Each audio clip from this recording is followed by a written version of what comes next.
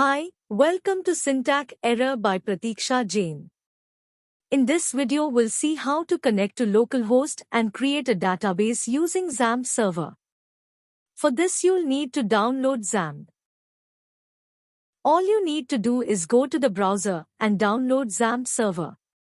Secondly, you will be needing an ID. You can download Sublime text or any other that you find it comfortable. Get the Xampp install and started.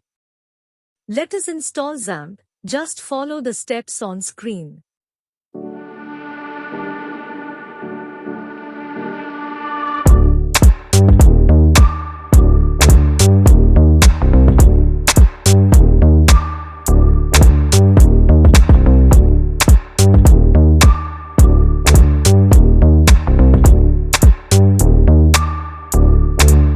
After a successful installation, start Apache and MySQL via Xampp.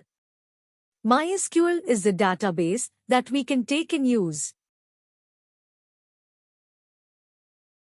By default, localhost runs on port 8080. Now open the browser and type http://127.0.0.1/. From here click on phpMyAdmin and this will open up the page where you can create and work with MySQL database. This is how we install Xampp and connect to localhost and create database. Thank you.